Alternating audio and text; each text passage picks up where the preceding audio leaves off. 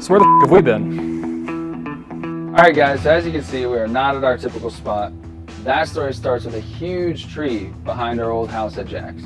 It was a normal afternoon in North Hollywood, and that tree suddenly decided to fall, hit the house, hit the brick wall, and even though it didn't do a lot of damage, it caused us to move out as soon as possible. So that put us into crunch time, and we had to figure out a permanent solution to the problem of where the shop was going to go. There was a lot to do and not a lot of time to do it. We had to take the little shed I had out back and move it to a dry pour pad that we poured by ourselves in the backyard. We then got going on the bigger stuff. We had to tear down 2 big trees.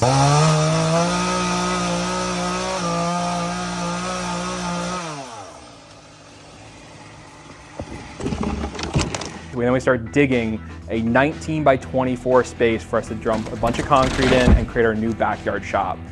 The faithful day came and 2 concrete trucks poured up to our house, and it took us 6 hours of pouring, filling, and smoothing to get a big old pad in the backyard that created our new shop. And this is it. So this is where we're at now. It's not completely finished, but it's looking really solid so far. And it may not be as big as our old spot, it's a lot smaller, but it's permanent and it is ours. And if a tree falls on this one, I think we take it as a sign from God and quit YouTube forever.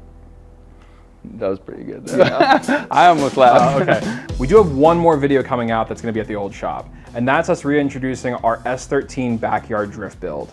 We're excited to give you guys some content that we're really looking at been doing for over a year now, releasing videos one after the other, a lot like the Ranchero or the pristine 240SX builds, where we're video after video after video, building the whole car and having it all come together. So we're gonna be releasing videos about that drift car for the next 3 months straight. We have all the bits and bobs, the engine, the transmission, and suspension components to get that thing into its drifting state, and we're really excited to show you the whole process of how that's gonna get there.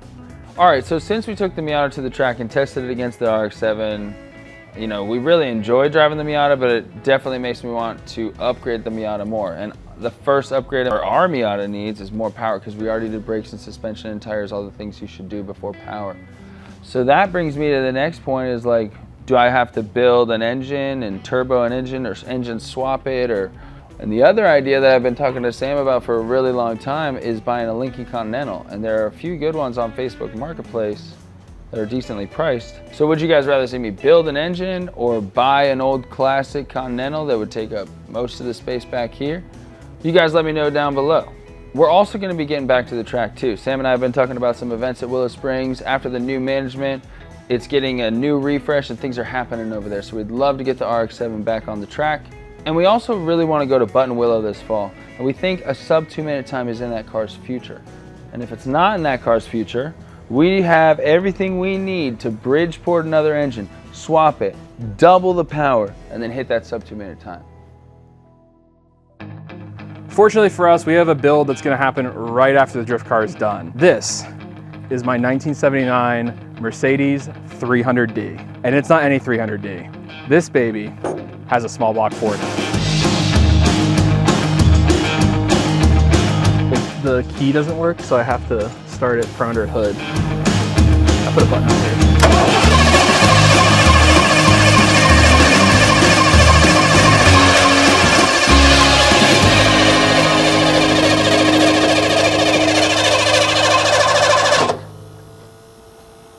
But I won't start.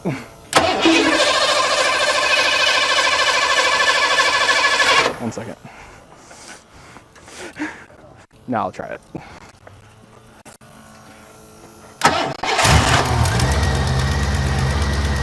I did it.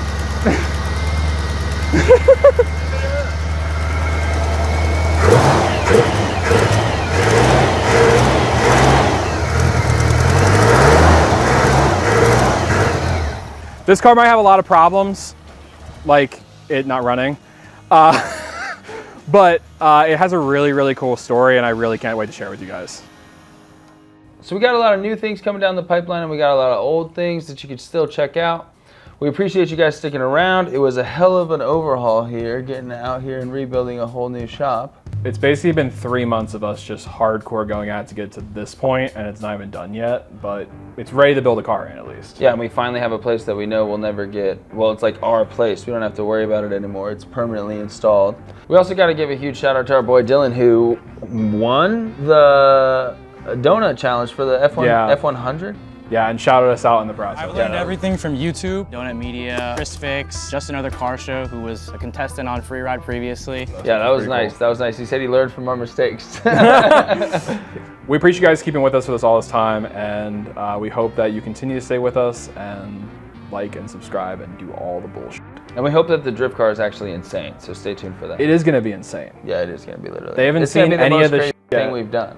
Yeah. Yeah. They haven't seen any of it yet. Nah, we're good. It's really crazy. Well, they're good. They're good. They're gonna, yeah. Yeah, they're gonna be good. I have something touching in the back. I just don't know what it is. Right. My brakes are. Oh! You gotta go slower than that.